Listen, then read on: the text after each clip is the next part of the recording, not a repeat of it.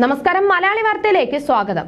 Thiruvananthapuram medical കോളേജിലെ യുവ doctor ഷഹിനയുടെ ആത്മഹത്യയിൽ പ്രതി ഡോക്ടർ റുവൈസിനെ കുറിച്ച് പറയുന്ന ആത്മഹത്യാക്കുറിപ്പിലെ പൂർണ്ണ വിവരങ്ങൾ പുറത്ത്. സുഹൃത്തായിരുന്ന ഡോക്ടർ റുവൈസ് മുഖത്ത് നോക്കി പണം ആവശ്യപ്പെട്ടെന്നാണ് പോലീസ് വ്യക്തമാക്കിയതിന് പിന്നാലെയാണ് പൂർണ്ണ വിവരങ്ങൾ പുറത്തുവന്നത്.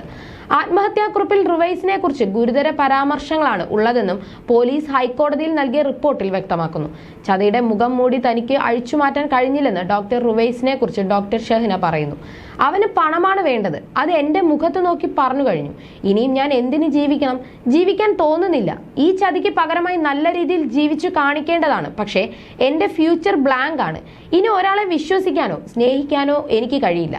സഹോദരി ഉമ്മയെ നന്നായി നോക്കണമെന്നും ഷെഹന ആത്മഹത്യാക്കുറിപ്പിൽ എഴുതിയിരുന്നു. അതിനിടെ ഷെഹന സുഹൃത്ത് മാത്രമായിരുന്നു എന്ന റുവൈസിന്റെ മൊഴി പോലീസ് തള്ളി. ഇരുവരും അടുത്ത ബന്ധമുണ്ടായിരുന്നു. ഇരുവരും ഒരുമിച്ച് യാത്രകൾ നടത്തിയ ചിത്രങ്ങളും പോലീസ് കോടതിയിൽ നൽകി.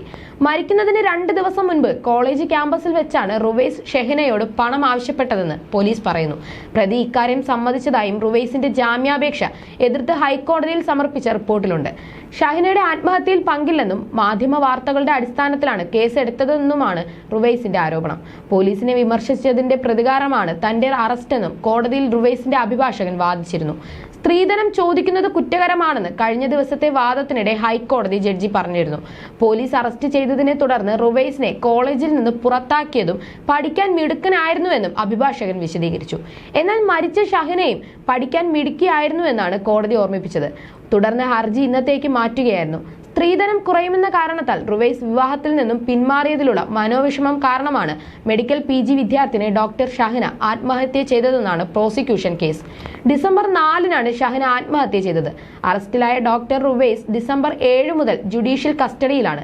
Thiruvananthapuram medical college police register ചെയ്ത കേസിൽ റുവൈസിന്റെ ജാമ്യാപേക്ഷ തിരുവനന്തപുരം അഡീഷണൽ CJM കോടതി തള്ളിയിരുന്നു. വിവാഹം കഴിച്ചിട്ടില്ലാത്തതിനാൽ സ്ത്രീധന നിരോധന നിയമപ്രകാരം തനിക്കെതിരെ ചുമത്തിയ കുറ്റം നിലനിൽക്കില്ലെന്നും ഷഹിനയുടെ ആത്മഹത്യയിൽ തനിക്ക് പങ്കില്ലെന്നുമാണ് റുവൈസിന്റെ വാദം. സർക്കാരിന്റെ പ്രതിച്ഛായ വർദ്ധിപ്പിക്കാനാണ് തന്നെ അറസ്റ്റ് ചെയ്തത്. സ്ത്രീധനം ആവശ്യപ്പെട്ടെന്ന ആരോപണം ശരിയല്ല. PG കോഴ്സ് പൂർത്തിയാക്കിയ ശേഷം വിവാഹം നടത്താമെന്നും പറഞ്ഞത് ഷഹിന സമ്മതിച്ചിരുന്നില്ലെന്നും ഹർജിയിൽ പറയുന്നു. OP ടിക്കറ്റിന് പുറകിൽ ഷഹിന എഴുതിയ ആത്മഹത്യാക്കുറിപ്പിന്റെ അടിസ്ഥാനത്തിലാണ് ഡോക്ടർ റുവൈസിനെ കേസിൽ പ്രതി ചേർത്തത്. അവരുടെ സ്ത്രീധന മോഹം മൂലം എന്റെ ജീവിതം അവസാനിപ്പിക്കുന്നു. ഇത്ര പണം ആവശ്യപ്പെടുന്നത് അവന്റെ സഹോദരിക്ക് വേണ്ടിയാണോ?